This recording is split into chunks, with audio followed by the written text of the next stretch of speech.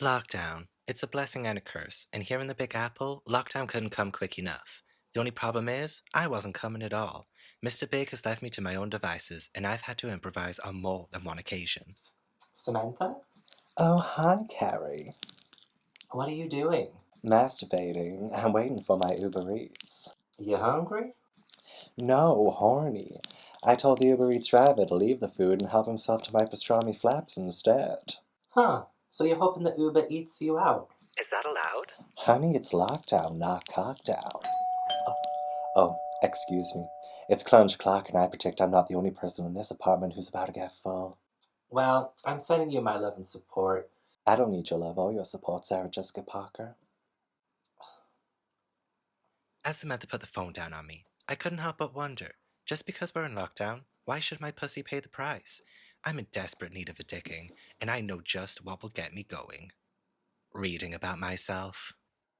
I am so excited to read Sex and the City by Candace Bushnell. Hi, I'm Gavin from How to Train Your Gavin, and I really wanted to read this one just randomly, so I thought I would do a little reading vlog for this book. It was probably partly inspired by the fact that, I do love the show, but it recently got announced that there would be a revival, but without Samantha Jones, which honestly does make my skin crawl, but I'm going to give it a chance anyway. Despite being a really big fan of the show, I've never really gravitated towards this book. So this is non-fiction. It did inspire the HBO show Sex and the City, which I absolutely adore. This was published in 1997, however it's based on the columns that Candace Bushnell published with the New York Observer, I think it was, from 1994. So this definitely predates the Sex and the City TV show. So I'm really interested to see how it all came about, what inspired it, the kind of similarities to it, the differences to it, see what got lost in translation pretty much. Going in with an open mind though, because I have heard some really bad things about this book. I'm going to lower my expectations going into this, absolutely. I know this is not going to be like the TV show. I know this is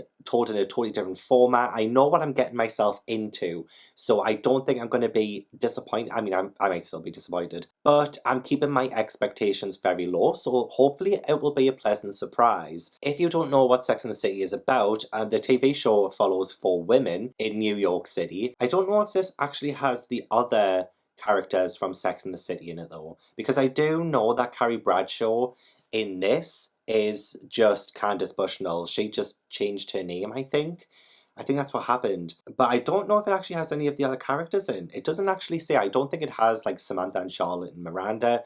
I think it is just like you know, the lifestyles of the women that Candace Bushnell was around in the 1990s in New York City. I think this will be really interesting to see the other side of life with this one. I'm sure it was really glitz and glam, and it's probably going to make me feel really bad about myself. It's just turning midnight. I have just finished a coffee, so I'm going to stay up all night and read it, I think. Also, hope you guys like the shirt. Education is important, but kissing hot guys is important here. And if I had to pick a character that I most like, I would say Samantha. And that isn't even just because she's my favourite, it is literally because I'm rather, what's the word? Promiscuous. Anyway, I think I might treat myself to Sex and the City 2 when I finish reading this. Who knows, maybe, I don't know. But anyway, I'm excited. I will see you.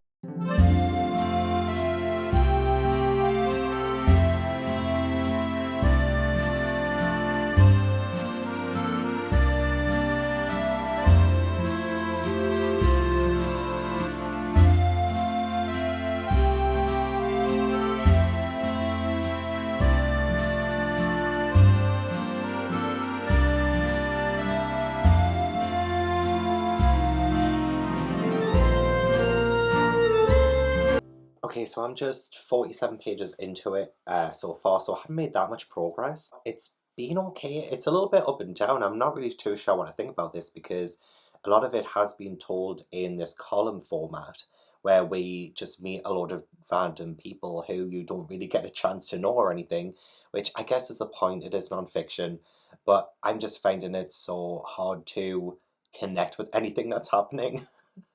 Obviously, because I'm not a socialite in New York City, so everything's going over my head. I finished chapter 6, which is where we meet Samantha and Mr. Big as well, so I wanted to update you now because I was like, you know what, if all of this book was written like chapter 6, I would be loving this.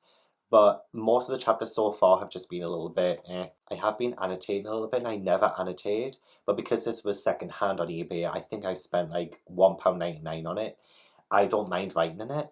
I would not write in any of the books that I paid for full price, but I am just using like a pencil, and I'm just underlining things. There's a lot of misogyny, there's just a lot of icky stuff, but it is the point. It is the point in this. It is telling us about models and the really misogynistic pigs who chase after models and just things like that. I do enjoy some of the girl talk with some of the women that's been interviewed. I like all the exploration of like dating lingo and the different kinds of men. And it doesn't shy away from the topic of sex, which is great. I love that. But at the same time, I'm still just a little bit like, it's not really grabbing me right now. So just as I'm reading, I do have the reading sprints on by Christine from Any Endings, just in the background while I read some more of this. But yeah, I didn't think I was going to give you updates or anything, but I thought, I love Samantha though. I can tell that she is based on someone, but you know, Candace, as Carrie says, a 40-ish movie producer, I'll call Samantha Jones, so she's obviously changing real life people's names for this book. But we also still have Charlotte in this, and there is a character called Magda, who I think might be Miranda, like who becomes Miranda in the TV show. But this is the first time that Samantha Jones was introduced, and she is pretty much the same as in the TV show, which I am loving. So like there's a part here where it says about how everyone admires Sam, because there was a lot of putting women down before this point. It's really refreshing to have Sam come into it, so everyone admires her. And I love this part in it where it says that Sam is a New York inspiration, because if you're a successful single woman in the city, you have two choices. You can beat your head against the wall trying to find a relationship, or you can say screw it and just go out and have sex like a man, thus Sam. And I think there are lots of moments and little bits in this that I think were lifted into the TV show. It's been a while since I watched the show, but I remember there would be little interview segments with loads of random people in New York, and I feel like that is similar to this book as well. So I'm seeing that in the TV show. I see the inspiration, the seeds of inspiration. So a lot of it's been quite similar, but again, I'm just not really a big fan of how it's being told. I don't usually read nonfiction, so this is quite new to me. I have read a couple of nonfiction, but it's not really my go-to. I don't know. I'm so far removed from this society. But then again, I'm removed from Keeping Up with the Kardashians, and I still enjoy that. So anyway, yeah, I will get back into reading this. There's only 18 minutes left on the sprint, so I better get my fucking reading on, haven't I? I've just finished a chapter about threesomes, and it's honestly made me feel physically sick. I got myself a slice of cake to make me feel a little bit better. Don't know how that's gonna work. Also, I topped up my coffee. It is nearly 3 a.m. Ready to talk about this goddamn book. Honestly, chapter 8 was just really hard to get through. It was essentially a chapter about threesomes, but it was mainly straight men talking about threesomes. They were saying what their fantasies were and how it should always be like 2 girls and 1 guy, and how if it was 2 guys it makes them feel really, really weird, and you can just feel the low-key homophobia just jumping out. And I know that is probably the point, because, you know, it's all real. This is real people who she has talked to, and this is the real viewpoint of straight men. Not all straight men. Like, if you are straight and you are watching this, I'm not attacking you. And it's absolutely fine if you don't want to have a threesome with another guy and a girl. But I hate the vibe this gave, that doing that was disgusting, you know, like actually like having sex with another man is disgusting. It just, I get that's the point, but it doesn't mean I have to like it. But it was just the way they were talking about women as well, and I wasn't, it was disgusting. It's like it starts off with a guy asking a girl if she would have a threesome with him, and she says, why would I want to do that? And then he says, well, I would like it, and besides, you might like it too. I don't think so. It's like, it's actually really funny about straight men trying to talk about the whole homosexual aspect of it, I guess, of a threesome. So one of them says it's very unlikely any of us would sleep in the same bed with each other. I just wouldn't do it, which is fine. The reason men don't do it is because most other men snore, plus it's not good for the nervous system. I mean, yeah, fair, actually. When I'm in bed with another man, I do get pretty nervous, like, not gonna lie. It brings up all kinds of deep-rooted fears, said Simon. There was a moment of silence while we looked around the room. It's just like, what are we gonna do to you? We're not gonna kill you. But at the same time, like, again, you're straight, it's fine. But it's just, oh God, it makes me feel weird when straight guys talk about how much they wouldn't want to have sex with a guy, which honestly it is fine. But the way they say it in this book, it just makes me feel like I'm a disgusting creature. And I know I'm not, but this is how this book is making me feel right now. There's also a part in it when they're trying to rationalize, I guess, how gay people exist.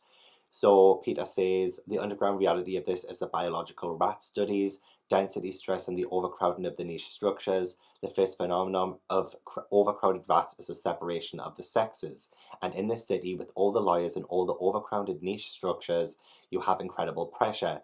Pressure fucks up the hormones. When the hormones are screwed up, there are more homosexuals. And homosexuality is nature's way of cutting down on population. All of these unnatural things we're talking about exponentially expand. I mean, thank you for clearing that up. I was wondering why I was gay. It's because of overpopulation.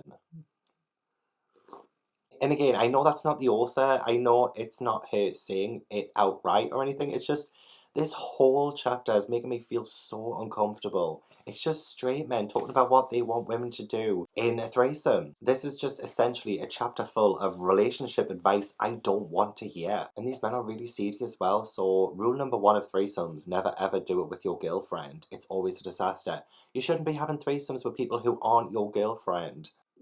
God, I hate straight men. But not you, if you're watching this. Which I don't think you will be. I don't get a lot of straight men watching my channel, I don't think. Oh my God, as well, like, they're just so entitled. So Peter's like, imagine saying no to a threesome. What an asshole you'd have to be. Like, no, you're just entitled, you're vile. People can say no if they don't want to. I have had a threesome, actually. It was alright. Yeah, oh God, like, oh, this makes my skin crawl. It's sport. You don't care for that girl. Otherwise, you wouldn't let your buddy have sex with her. It's not like she means anything to you. And then another guy's like, I wouldn't want to have sex with a woman after another man had been with her. It's just like, oh God. Right, and then they're talking about a guy has done it with another guy with a woman, so like a threesome with a guy and a girl. And he said, with me and Bill, it was about the thrill of the freak show. I'm just like, having sex with a guy is not a freak show. Stop it. Oh, sorry, that entire chapter just properly really weirded me out. I just imagine overhearing a conversation of all straight men talking about what they want in a threesome. It's your worst nightmare. It is genuinely your worst nightmare. I just really wanted to jump in on that and say that that is a really horrible chapter. I'm not looking forward to reading the rest of it now, but I'm still gonna go as much as I can. Yeah, I'm gonna eat my cake. Hopefully this will make me feel a bit better, and then I don't know. I don't know what I'm gonna do anymore.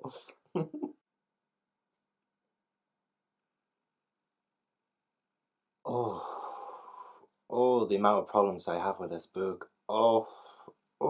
This is going to be such a rambling mess. I don't even know where to begin with this, actually. I have just finished this, so this is going to be my whole thoughts on the entire book now. I really had to force myself to finish this, especially after coming across some things in this that I just really didn't gel with. I do want to start off by saying as well that Miranda Hobbs does end up appearing in this. It's not Magda. Magda is a separate character. Miranda is her own thing, so I do want to correct myself from before. But honestly, not that that really matters in the grand scheme of things, because, I mean, character-wise, as a whole, oh God. In terms of Carrie, I mean, we do get way more interesting stories with pretty much everybody but Carrie, to be honest. So in that regard, it's pretty much exactly like the TV show. However, I found Carrie way worse in this book. Like, I mean, I need to rewatch the show from the beginning, because this book has made me seriously doubt my love for Sex and the City. Are the characters in the TV show as judgmental, as horrible, as vile as the characters in this? I really bloody hope not. I mean, I think they were. just from what I kind of can remember, but not to this extent. So I'll give you some examples. Carrie, wow. Like, for some reason, like, this is how weird the Carrie in this book is. So Carrie, she's actually stalking this woman.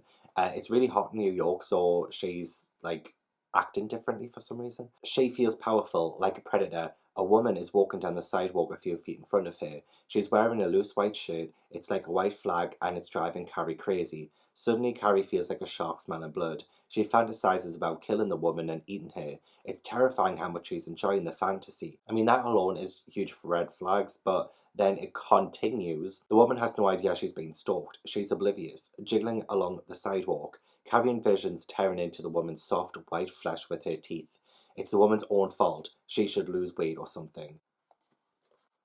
It was at that moment. It was at that moment I wanted to eat this book in the bin. That isn't even the only example of fat shaming, really, but I was just like, oh my God. There's another example as well. Carrie was about to sleep with a woman, and she goes back to her place. They get into bed, and then it says, she took out a t-shirt. When she undid her bra, she turned away. Without her clothes on, she was short and kind of chubby. And then guess what? Carrie has second thoughts, and she doesn't go through with it. It was only when Carrie saw that the girl was slightly chubby that she thought, you know what, I'm not going to go through with it. She's just an awful, awful, judgmental person. But then again, every single character in this book is horribly judgmental. And again, I know this is kind of non-fiction. This is based on columns that Candace Bushnell wrote in an actual paper. I know this. I know she was following real people. She's writing about real people. I hate these people. I hate them so much. The narrator uses the D word in reference to lesbians. She actually uses the D word. I'm not going to repeat it. I'm not going to tell you the sentence that it says it in, but it's the fact that it's the narrator that says this. It's like so casually said, and maybe that was okay in the 90s in New York. I don't actually think it should have been, but it's just not okay now. So I just didn't like that either. As soon as I read it, I was like, hang on. It wasn't even a character saying it, because there are some horrible, horrible characters who are people who, you know, have those straight men talking about the threesomes, and what they were saying was awful. But then we have the narrator just saying the D word, just so blasé. It was like, oh, really? There's no true friendship in this. One of the reasons why I love Sex and the City, the TV show, is that there is a genuine friendship with the main four girls, and I enjoy seeing their escapades, their adventures together, the way they kind of connect. But in this, it just wasn't really that. I mean, we do get Samantha, we get a little bit of Charlotte, we get some Miranda, but it's never a friendship, if you know what I mean. Like, everything just felt so disposable. So, like, they'll just come and go as they please. There was just no connection there. In the topic of sort of men and women and kind of the relationship stuff in this, there was just no nuance to it whatsoever. It was always just a men versus women thing, and nothing else outside of men versus women, which, you know, we're in 2021. There is more than just those two genders. And I know, like, this is a product of its time. I know this, but this is why I feel like society has surpassed the need for this book. We do not need this book anymore. So why I read it, I genuinely didn't think it would be this bad, to be honest. I just didn't think it would be this bad. It's too dated. It's irrelevant now. So stereotypes are dated, like there's people saying a man should provide for his girlfriend, making women feel like they're dependent on men for some reason, I don't know why. But then you'll have other characters like Samantha, who, honestly, I genuinely think she's one of the better characters. She does show some independence and strength, but then again, she also falls into the trap of being really judgmental, calling people ugly, and not liking people even though they're nice, and it's just, you can't have a perfect character in this book, and you should not ever really have a perfect character, but there's never any consequence to any of the judgments that people make. There's nothing really to root for. There's not one single character who has been redeemed by the end of it. There's just no message, no rhyme or reason to this book. It's just a complete hodgepodge of shit. And this book really does make you feel shit about yourself. There's things like, there was even a specific moment where, yeah, somebody says, I'm an old man at 29, and I'm just like, I'm 29 in May. I don't want to be old. But, like, 29 is not old. But this makes it feel like you are not good enough if you haven't reached a certain goal or a certain aspiration by a certain age. I mean, this is told about real life people in real life society, and it's like, if you are 25 and you're single in Manhattan, then you should be worried. And I'm just like, God, if I lived in New York and I was a single woman, I would read this and I would feel so shit about myself. I feel shit about myself anyway. And I'm a 28-year-old man in England. It's like, it rubs off on you. It really does. It makes you feel like you're not good enough. It makes you feel like you're not rich enough. It makes you feel like you're ugly. It really does. It made me feel like I was ugly at times. And I was like, like, if I was in this world, in this society, then I would not last 2 seconds. People would look at me and judge me. I just know. I mean, people already do anyway. It's fine. But, like, in this, I feel like it's what I usually get times 500,000. It's just too much. Like, literally, this is an actual quote. There are worse things than being 35 single and female in New York, like being 25 single and female in New York. There's nothing wrong with being single and 25. I've never had a boyfriend before. I've never been in a relationship. So, like, I've been single all my life. Am I a shit person? There's just way too much problematic stuff in this that really just gets brushed off, like toxic masculinity. There's even talk about abuse that just, it is just brushed off. It's like it happens and then just nothing, or like a little joke is made out of it. And that, again, just really ground my gears. And I really wanted to put the book down right there and then and just stop. But I just didn't. I thought, I'll say this through. It's only 220 odd pages long. I can do this. And I mean, did it get better by the end? Not really. It got a little less problematic by the end because it focused a little bit more on Carrie and Mr. Big, and I was okay with that. But then by that point, I just did not care whatsoever because I didn't like Carrie whatsoever. So I was like, I kind of hope you and Mr. Big break up and you become miserable and alone. That's what I really wanted for her. And I've never really wanted that for a character before in a book, but I do for Carrie. I've been to New York twice, and I really wanted to move to New York and live there. That was my little dream. Now that's over. I don't want to be there anymore. I don't want to move to New York anymore. This book puts me off. This book puts me off so badly. I never want to step foot in New York again. But I kind of do. I still kind of do. Because Broadway, of course. I've never, ever written so much. I'm raging all over again. Okay, let's just go through some sentences that I picked out that I really had issues with, just to round this off, because I'm feeling angry again. I'm feeling really angry again. Ah, come on, Guy said, and Miranda wondered if he was really that stupid, or if he just seemed stupid because he was French. Oh my god. Libby was definitely a one-night stand. She wasn't pretty enough to date, to be seen in public with. So I hate her, Sam said. Except, of course, she's really nice. Context, Carrie doesn't like it. Carrie leaned over. She took something out of her purse. Psst, hey kid, she said, motioning. Come here. Curious, Garrick wandered over. Carrie held up a small plastic package. Condom, Garrick. She's given a child a condom. She whispered. Can you say condom? C-O-N-D-O-M? If your parents had used one of these, you might not even be here. Women in this town don't care if a guy is married or engaged. I'm not saying that one. I'm not saying that one. Context, this is a 40-year-old. Then they went to a party. He disappeared, and Cece found him rubbing up against a 16-year-old model who had just come to town. You're disgusting, she screamed.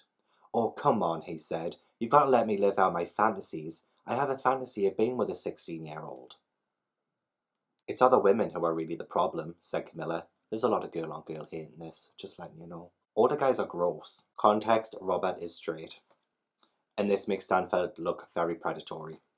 Stanford sits down in an armchair as Robert gets undressed. Robert doesn't seem to mind, and Stanford keeps up a patter of chit-chat. Robert gets into bed and closes his eyes. Tired? Stanford says. He walks to the bed and looks down at Robert, whose eyes are closed. Are you sleeping? The guy is trying to sleep. There is usage of the R word that I'm not going to repeat either. I stayed on his ranch once. We rode polo ponies all over the campus. His wife was pregnant and he was so cute I fucked him and she found out. And she had the nerve to be upset. He was a lousy lay. She should have been happy to have someone take him off her hands. yeah, I'm not going to read out anymore because there's just too many of them. So in short, I just did not like this book. To paraphrase Samantha Jones, I love me some Sex and the City, but I love me more, so this is going straight in the bin. Would not recommend reading that book. If you're a fan of the show, don't read it. It's genuinely making me reconsider why I liked Sex and the City. I'm going to have to rewatch it from the beginning again just to get the bad taste out of my mouth. You know what, I think I'm going to watch Sex and the City 2 right now, just to make me feel better. And I do want to clarify as well, I know Sex and the City 2 is not the best movie in the world. However, it is pure entertainment and I am there for it. It makes me laugh so much. Do not judge me for that. Remember, we are not Carrie Bradshaw from the book. We are not her. So I hope you enjoyed. Please leave a like if you did and subscribe if you haven't already. Leave a comment, let me know if you enjoy Sex and the City. Let me know if you've read the book as well and what you thought of it. I mean, if you liked it, fair enough. I'm not going to judge you for it. Again, we are not judgmental people. But yeah, hopefully I will see you in the next video. Bye.